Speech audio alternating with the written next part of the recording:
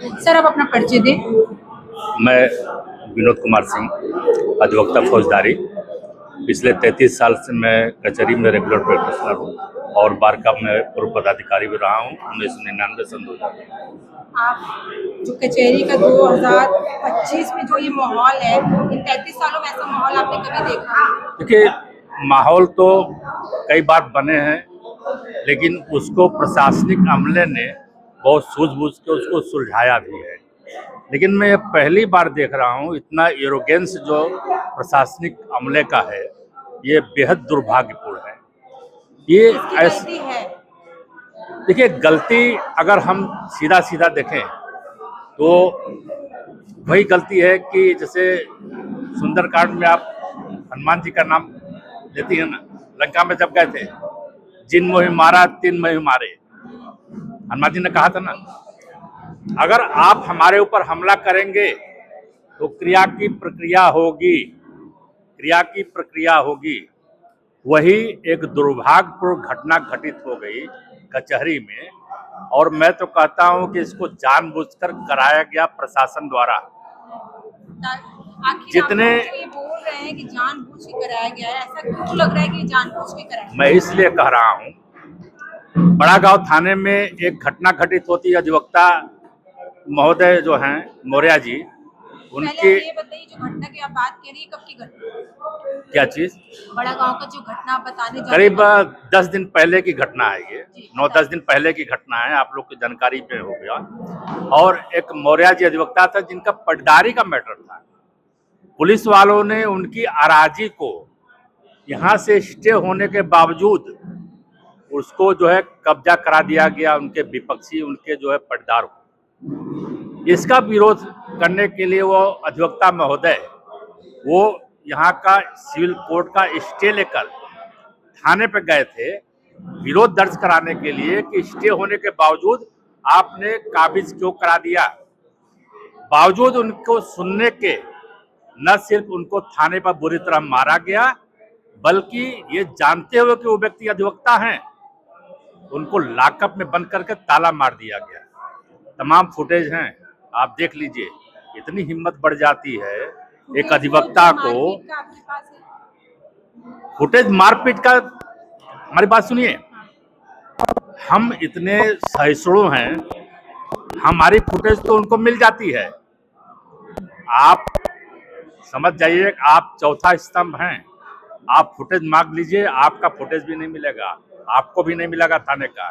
थाने के पास फुटेज होती है क्या?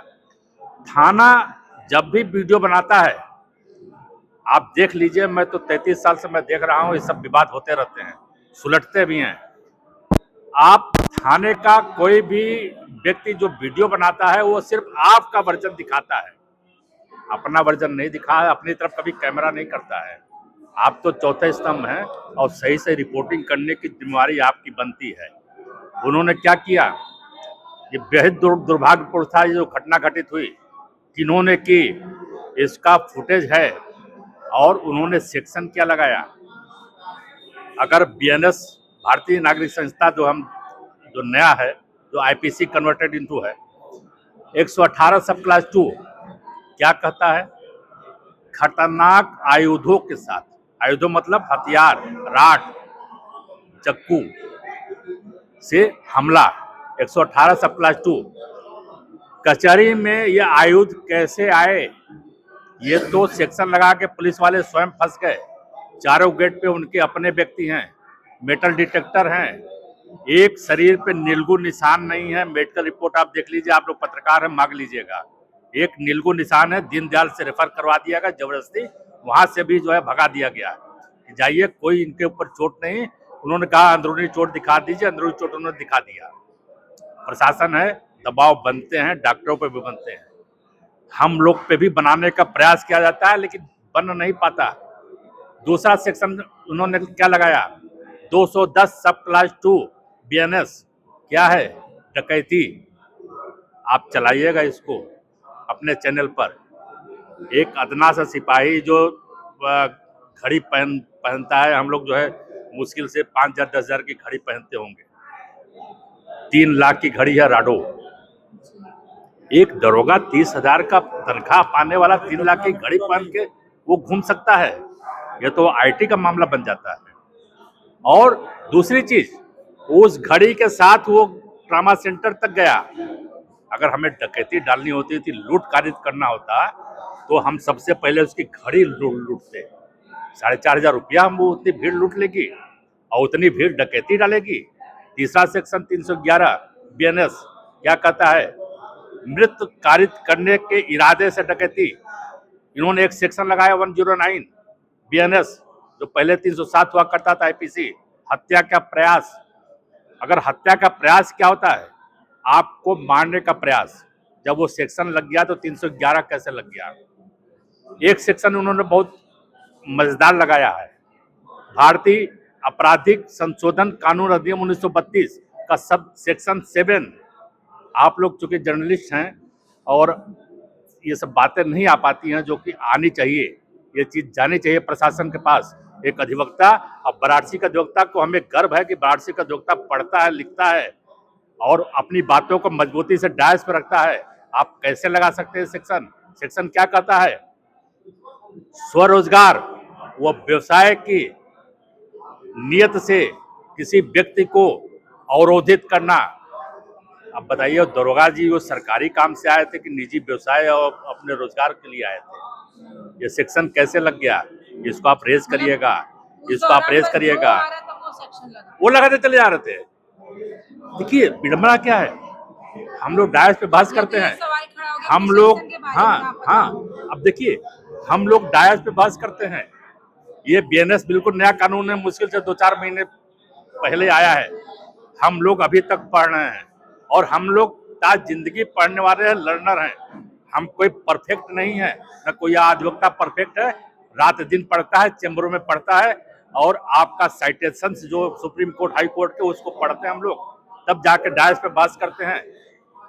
जब डायस पे बैठा मजिस्ट्रेट तक एक अधिवक्ता से पूछता है कि वकील साहब ये बीएनएस का ये सेक्शन को इंटरप्रेट कीजिए, ये क्या कहता है, या तो हम किताब मंगाए या आप बता दीजिए।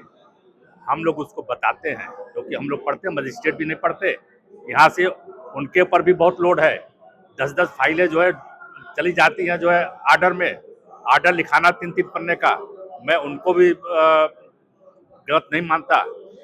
और तीसरी चीज, इन्होंने क्या किया, बिना किसी के इजाजत के, ये कैंपस जिला जज का है, हमारे जो है मुखिया का है।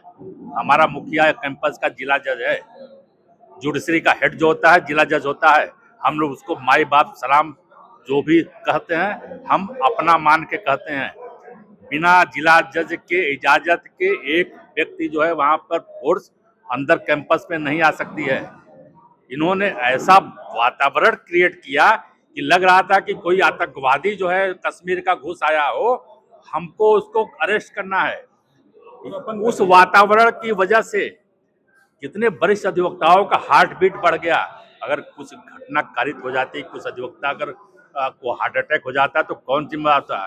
दूसरी चीज, आपको पूछना चाहिए कि वो कौन सा पुलिस अधिकारी था, कौन आईपीएस था जिसने कि हमारे कैंपस के चारों गेट का ताला बाहर से सिक्कड़ मार के बंद करवा दिया गया।